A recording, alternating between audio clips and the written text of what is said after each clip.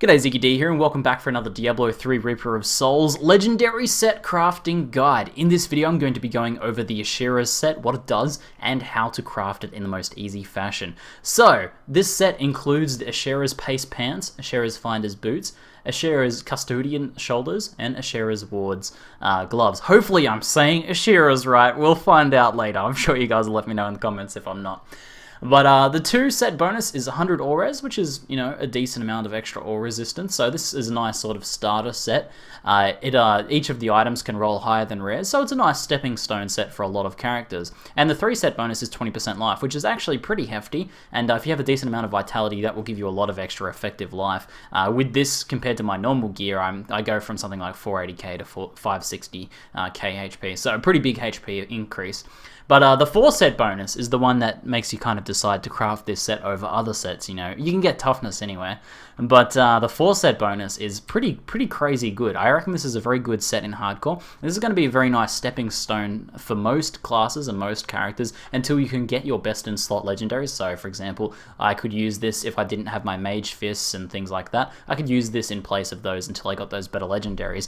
But a lot of people actually probably want to use this well into endgame because the 4 set bonus causes your attacks to occasionally summon all of your followers to your aid. So you'll notice now I have no followers. I have my wolf. That's just a wolf companion pet. So that guy doesn't do anything there. But let's just attack some stuff here. It shouldn't take too long. There we go. So you'll see now I've just attacked some mobs, and you'll see all 3 of my followers have spawned. Now, each of these guys are geared up however you have geared them up. So if you've kitted them out in a bunch of really good legendaries, then they'll be using all of those. And they'll also use all of the skills that they have on their character. So your Templar will he'll taunt. You know, your Scoundrel will provide extra DPS and crits and things like that and slows, and the Enchantress will put out all of her CC. I even have the legendary item on the Enchantress that makes her use all of her skills, so she will use all those very often. Now they stick around for about 30 seconds, and if you're sort of in like the thick of combat and attacking pretty fast and, you know, farming mobs pretty fast, they'll actually be up a lot of the time.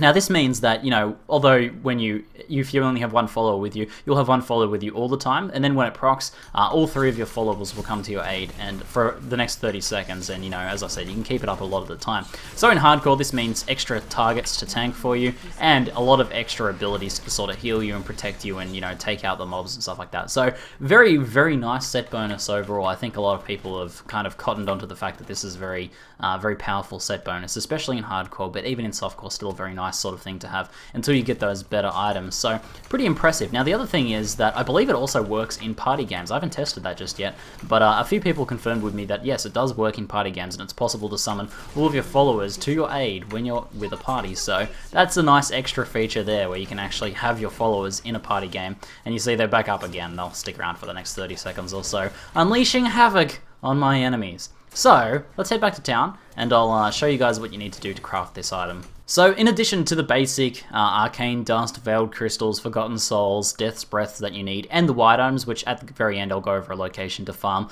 the white items nice and easily for this set, you need the legendary crafting material Iron Wolf's Doctrine. Now this drops in a couple of places, but there's one really extremely easy place to farm this, and I mean easy as. It took me about 20 minutes to farm up enough materials to make 2 full sets, so it's very quick. And let's just jump straight into it. So what you're going to do is you're going to want to set up a new game, and you're going to want to set it up as a campaign. So we'll go to Game Settings, Campaign. I recommend just doing this on normal or whatever, something is normally easy for you for the first run through. So what we're going to be doing is change the quest. We're going to be selecting Act 2, Blood and Sand, and the Waterlogged Passage. So we're going to start this game just here. Now I'm just going to change my quest briefly so that I actually have to sort of get the actual quest state again, but here we go. We should be able to jump in just here, and I'll show you guys what you need to do to set up this. We're going to be farming the purple mob called Stharis, which has a very difficult name to pronounce. This seems to be the theme of today, is difficult names to pronounce. But you'll notice I have a waypoint. I can't seem to unset this at the moment, but I'm going to show you guys what you need to do to get this waypoint anyway.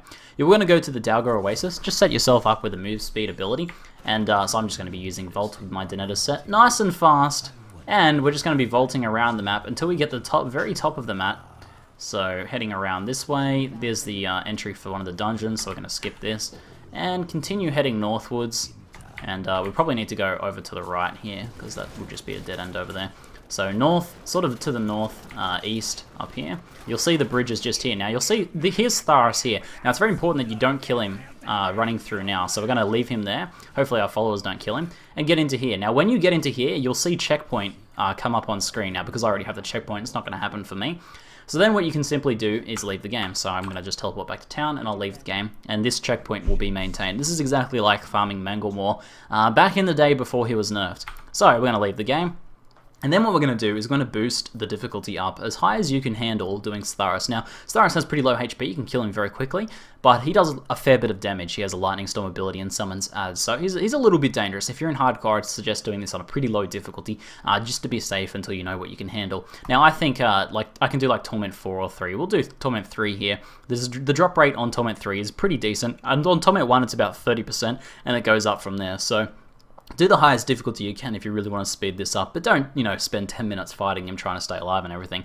So we're going to resume the game there, and when we load into the game, you'll notice this teleport is here, up to the Ancient Waterway, and this will take us inside this room now. You want to set yourself up with some sort of single target, efficient spec if you really want to min-max this out, but my spec's going to work just fine for this. I'm going to head just out the doorway, and you'll see Cyrus will spawn just here, so I'll use all my abilities here. We'll kill him nice and quickly, I'll keep stunning him. You see that Lightning Storm just there is pretty dangerous. Also, he'll spawn these adds there that use that lightning ability there.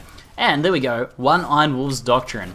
Then simply teleport back to town after you clear up those adds, leave the game, and do it again. Each time that waypoint will spawn, and each time Stharos will go. So I'll just do it one more time just to show you guys. So, loading back into the game here, creating game, we simply resumed. We don't need to change the quests or anything. You don't need to run the entire zone all again. You just jump back in, and the teleport we're here. You can see how quickly this, how quick this is to do. Basically, it takes you like less than a minute to jump in and do a game. And as long as you're doing it on appropriate difficulty, you'll have a pretty good drop chance while also being able to do it super fast. So here comes another hit. I'll use my vengeance to finish him off there. Clear up these adds. He's been chickenified by our followers from wearing the actual ASHEARA'S set here. And there we go, we've got another Iron Wolf's Doctrine. So already 2, we're already half of the way there to completing a full set. It really doesn't take very long at all. That's why this is such a nice sort of beginner's set to craft. And also just a nice one to fill out your gear slots if you really need to as well. So the last thing I want to talk about was the white items you'll need. Now you'll notice that you need obviously a pair of Ascended Gauntlets, a pair of Ascended Pauldrons, a pair of Ascended Pants, a pair of Ascended Boots, and all that jazz. The best way to do this is actually to switch over to Adventure Mode. So I'm going to be leaving the game just here. And you probably want to put the difficulty all the way down, so we'll just put it down, we'll just put it on normal even. And what we're going to do is change to Adventure Mode and start a game in Adventure Mode. Now, if you've seen the other crafting guides, you've probably already seen this method. This is the same method you'll use when crafting any armor set because it's extremely fast to do. So we're going to jump into the game, and we're going to go to Act 5 West March, Battlefields of Eternity. Now, simply run around the outsides of this zone here. You can duck into the mills, but I find the outsides to be very fast, and you're looking for these piles of decaying armor. Now, you know this one's grayed out. Now, this one here is inferior Ascended Pauldron, so we're going to ignore that one because that one won't work in the crafting set. But you usually find like 10 to 15 of these these armor racks, these armor piles in any particular run. So there's another one there. We've got a pair of the boots, so there we go, we're already good for the boots. We're going to continue heading through. And as I said, you'll find about 10 to 15. You can duck into some of the dungeons as well if you want to. Some armor piles will spawn in there as well. But just doing like 2 or 3 runs of this external zone here for these piles will get you pretty much the entire set. Unless you're extremely lucky and having trouble with one particular item slot. But there we go, now we've got Ascended Helmet. That's not for this set, but we can keep that aside for later if we want to. And continue running around. As you can see, if you just set yourself up with some sort of movement ability, teleport, doing it on normal means that the mobs aren't going to be any sort of hassle. There's another set there. There we go, there's our Ascended Pauldrons. We've got 2 out of the 4 already. So, as you can see, this is very fast as well, just as like the other things. Oh, getting attacked by mines.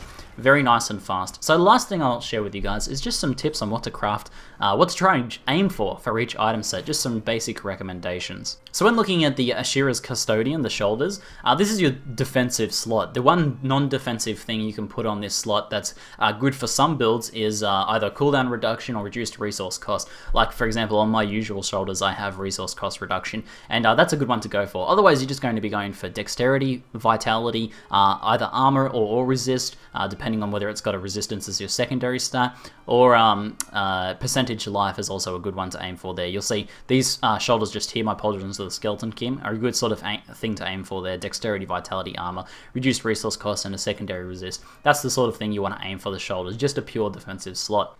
Now next for the gloves, your ASHEARA'S wards. These are a very offensive slot, so you want to get your main stat, so dexterity in my case. And then depending on your build, you may want to go for attack speed, crit damage, and crit chance, that trifecta of those 3 stats there. However, as a Demon Hunter, I don't rate the attack speed too much, and I'd primarily go for crit damage and crit chance. As you can see, these pair of gloves I've got here is something that I would probably just salvage and try and craft another pair of gloves, because there's no dexterity, there's no crit chance. I could re-roll one of these stats, like life per hit, to crit chance or crit damage. To crit chance or dexterity, but I'm not going to be able to get both, so this is a pretty bad pair of gloves there. I'd recommend going for like 40 to 50 crit damage, 9 to 10 crit chance, and then your dexterity roll, sort of at least above halfway if you want to try and get a pretty nice pair of those gloves. Pants are another really defensive slot, so you can go for just dexterity, vitality, or resist all armor, and you can also get one of your primary attack skills here as well. So this is one's rolled 15 Entangling Shot. This is actually a pretty nice pair of pants here. You can see the roll and the dexterity is quite low, but the vitality is quite high, the all resist is high, and it's got a maxed out Entangling Shot, which is actually a pretty useful primary attack for Demon Hunters. So this is actually a pretty nice pair of pants here for a beginner Demon Hunter. I would probably keep these and re-roll the dexterity to be a higher range, and then you're good to go. And then for boots, you just want to go for main stat, vitality, and then move speed, and probably your primary secondary skill. So this has elemental arrow damage. I'd want to go for cluster arrow damage. Now, you can go for move speed or not move speed, depending on your build. If you need maximum hatred from your paragon points, then you may want to go for move speed on your boots. Otherwise, you may want to neglect the move speed on your boots, instead pick up another, like a dexterity roll or something like that. I could re-roll these move speeds into dexterity here, just pretty easily, and take the extra damage from that and get the paragon points to spend to get my move speed, basically. So pretty simple stuff, just a basic, nice, solid all-round set, and that set bonus is really wicked. So hopefully this has helped you guys. That's it for now. I'm Ziggy D, and thanks for watching.